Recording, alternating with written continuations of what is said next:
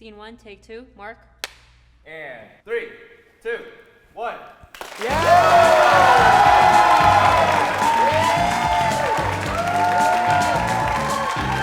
Thank you.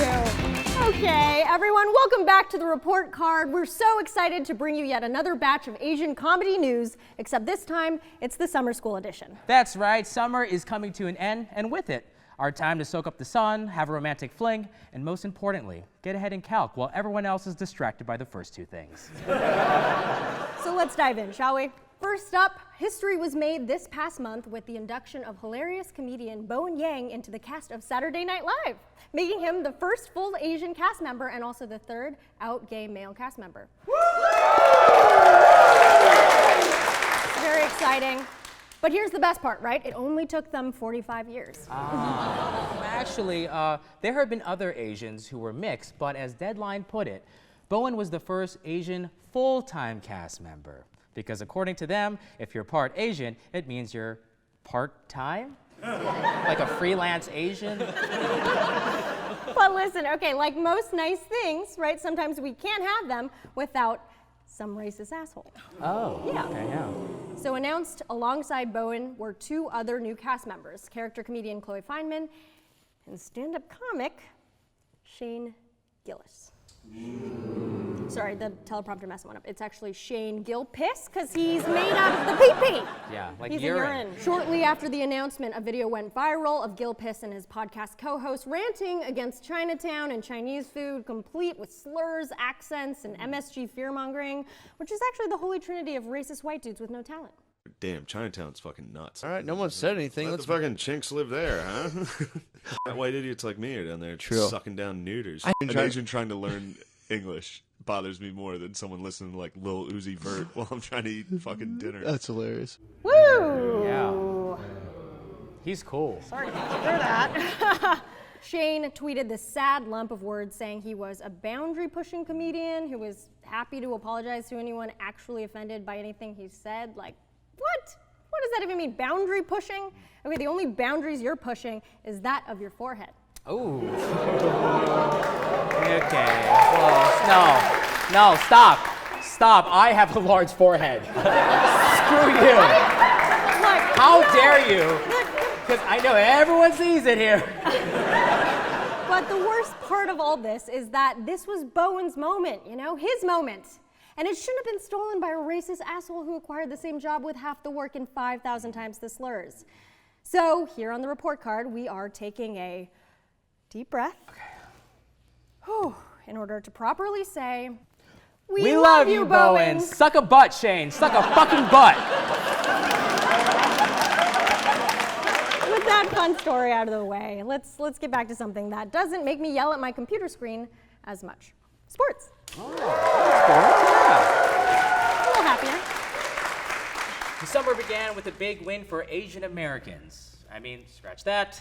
Asian Canadians. Yes, they count too. This meant that Jeremy Lin became the first Asian American to win the NBA championship.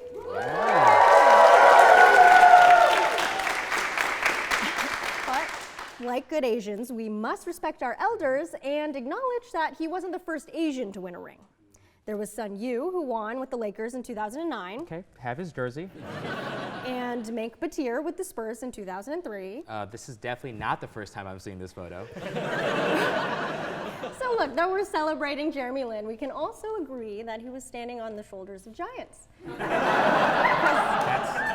how he did it. Yeah, despite winning the championship, the aftermath of being a free agent left Lin feeling like he hit rock bottom. He felt like he won a championship he didn't earn since he didn't really play that much in the finals. People online even compared him to that of the one kid who got an A on the group project without doing any work. But like, come on, Jeremy. That is such an Asian thing to do. Apologize for not earning 100% of an award. You take it. You take it and you run, you don't look back. Just like Robbie from Social Studies. Yeah, what? Yeah, that's right, Robbie. That was my shoebox, my ideas, my chopsticks we used in the Gold Rush diorama. You owe me.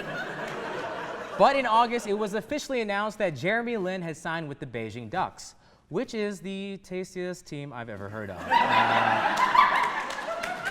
Just a little bit of hoisin, a little bit of scallion, sriracha, you know how it is. But honestly, guys, all bird puns aside, we're excited for Jeremy on the Ducks, where every play is a foul. Like, 'cause a bird. 'Cause it's Stop a bird. is a foul. Just wanted to milk that one. Jeremy wasn't the only Asian with basketball news, though. Billionaire Joseph Tsai, co-owner of the e-commerce giant Alibaba, recently bought the Brooklyn Nets for $2.35 billion. And it'll be shipped to him in 24 hours or less. Oh, if it makes it through customs. That's good verify. The $2.35 billion price sets the record for the largest deal in U.S. sports history. And it would have been bigger if for Mama Tsai's haggling. Yeah. It was originally $3 billion, but she pretended to walk away. Works every time. But it's not all about basketball. Gymnastics had something to celebrate when 16-year-old Sunisa Lee recently became the first Hmong American gymnast to join Team USA. Yeah, give it up for Sunisa. Yes! See, the Hmong community makes up about 0.09% of the US population, which is what makes it so special that Sunisa repped them on the world stage. So, to all the little Hmong girls out there dreaming of, one day becoming a gymnast for Team USA, just remember, you'll never be first.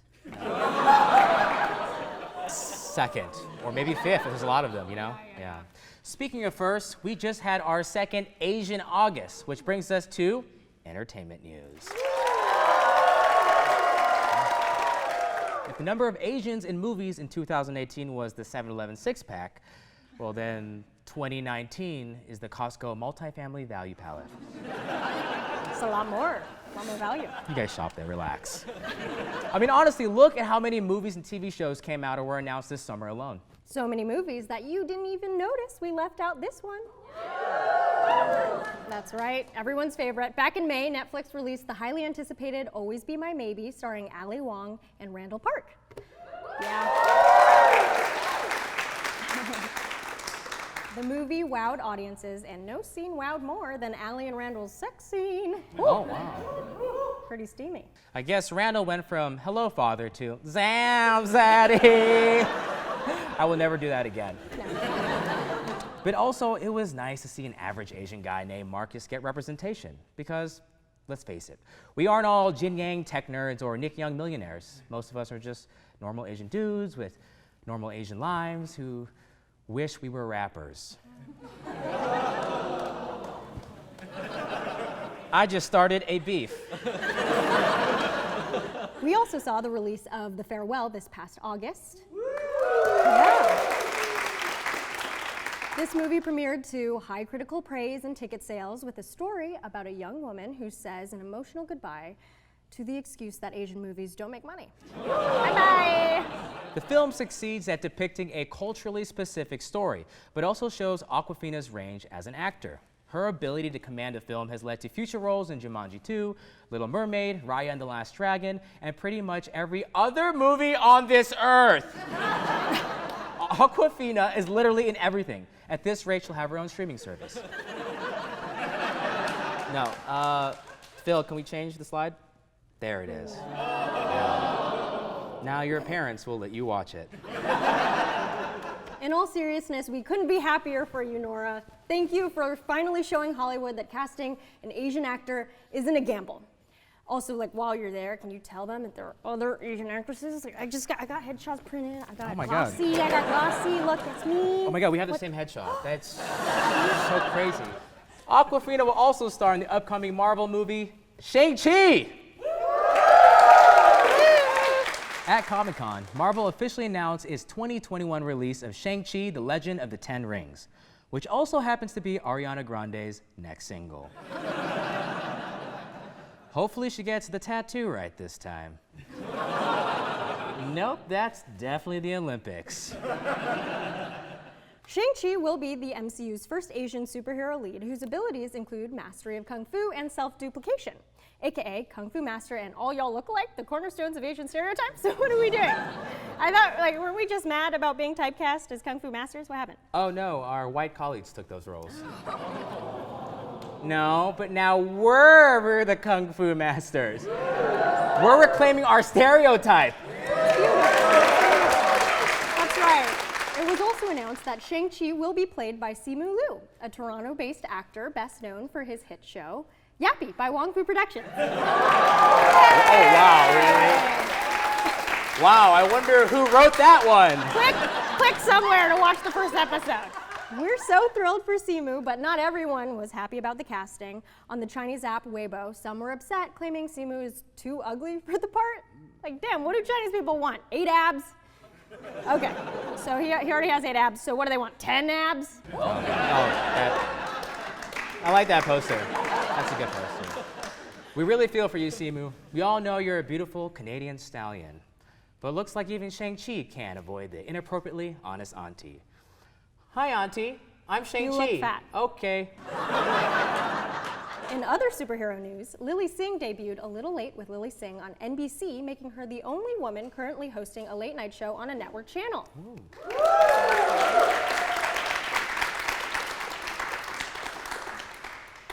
And it was honestly just really inspiring watching a show with an Asian host with YouTube origins and big-name guests like Mindy Kaling and Tracee Ellis Ross. I mean, it's basically like what we're doing here, right? Like, let me tell you, we have celebs knocking down our door just to do sorry, this Sierra, show. I'm getting a phone call from one of my friends. Do it, yeah. Hey, Denzel Washington. Yeah, I'm on the report card. No, we're too booked. Bye. Thanks for taking that. But it wasn't all smooth sailing for Asians in entertainment. Many were upset over the portrayal of Bruce Lee in Tarantino's new film, Once Upon a Time in Hollywood. Fans claimed that the movie portrayed him as cocky and arrogant, and even his daughter agreed. Tarantino stands by his choices, but really the one to take away from all of this is just don't touch Bruce Lee. Hands off. Leave him alone. He's our fiance, our Leonce. You know how there's the Beehive? Well, there's the Bruce Lee Hive, the Bruce Legion, the Brucey Goosies. You're forgetting Bruce Caboose. God damn it, the Bruce Caboose! Yeah. Speaking of fans, people started the hashtag Justice for Han in response to the Fast and Furious spinoff Hobbs and Shaw. In the latest installment of the franchise, Shaw is depicted as the hero when just a few movies ago he killed our beloved Han in a car crash. At least one of the stars from the franchise feels our pain. Oh my God. And yes, some of y'all are like, oh, he got the ugly cry face. I do got the ugly cry face. I'm sorry. That is an adult. Controversy and hashtags continue with Disney's live-action remake of Mulan. Ooh. Spooky stuff. Hashtag boycott Mulan started trending on Twitter after actress Liu Yifei, star of Disney's live-action Mulan, publicly supported the Hong Kong police. But cut her some slack. She was method. She was probably in character. She's just trying to save China and her career. Sources say, since the media blitz, the actress has been sitting alone by a lake, staring at her reflection and wondering, who is that girl I see? Do I want democracy? I don't really know. All right, stop. I was just We just gotta channeling move my on. inner Tito Greg. Let's get into something a little less polarizing, like American politics. Okay. Yeah. So the 2020 presidential race rages on with Asian American candidate Andrew Yang. Yeah. He's our guy. Recently, he got an endorsement on Twitter from Elon Musk. Pretty cool. But I can't help but feel a little uneasy about it. You know, it's like when the two smartest kids team up in your class for the group project. Those two are gonna fuck up the curve. Oh, Sierra, you're that kind of student. What? I was the kind of student that joined the smart kids. Hey, yo, what up? Elon, Andrew Yang. I got the GameCube, Cheez-Its, and I made us some friendship bracelets. Do all the work, please. Please. More recently, Yang made his mark at the Houston debate, announcing he would award his $1,000 a month freedom dividend to 10 American families for an entire year. My campaign will now give a freedom dividend of $1,000 a month for an entire year to 10 American families, someone watching this at home right now. Look, we already elected a reality TV star. Why not follow up with a game show host? Come on down! Automation is taking your jobs. Yang 2020 will solve it. All right, enough politics. Let's get into something that really, really matters in the world. Pokemon cards. I choose you. Yeah. A complete mint condition set of Pokemon cards was sold on an online auction for over $100,000. When asked for a comment, a Digimon collector replied, "Fuck me." Overseas, Cambodia has been receiving an onslaught of shipping containers filled with plastic waste. In July, Cambodia announced that it will be sending plastic waste back to the U.S. No word yet on what the Kardashians will do upon return. Netflix show Another Life is getting heat for using rambutan, a fruit common in Southeast Asia, as alien fruit. Meanwhile, back in Thailand, their version of the same show used the exotic Twinkie. Wow, the flavors. Ooh, yeah, very authentic. Yeah, it also glows, apparently. In other alien food news, Spam announced a new pumpkin spice flavor. Just in time for fall, guys. Coincidentally, Starbucks announced a Spam-flavored Frappuccino. I know, nothing says the holidays like curling up by the fire and diarrhea. Well, speaking of coffee, the popular fast food chain Jollibee recently acquired Coffee Bean and Tea Leaf. Finally, a place where my Filipino aunties and unemployed Chad can work on their screenplays. Nothing gets those creative juices flowing like the robust aroma of a dark roasted spaghetti with hot dogs. Speaking of Filipino hot dogs, Oh, okay.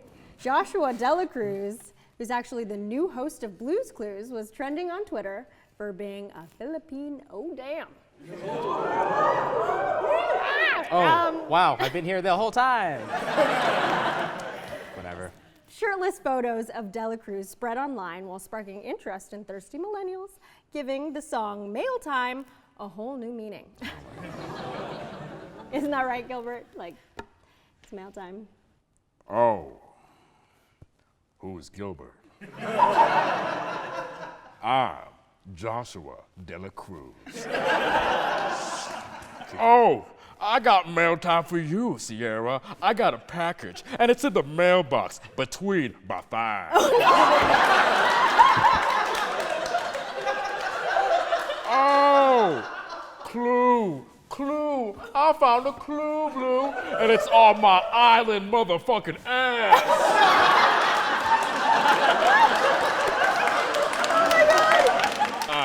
Joshua Dela Cruz. Okay. On that note, we have reported on everything Asian ever. That's our show, guys. Please. No. Yo, Auntie. What? What about the final grade? We don't have to do that. It's fine. Sierra, It's final. what's the final grade? I don't know. We could do like. I think we should give it a D for this Filipino hot dog. All right. I'm Joshua Dela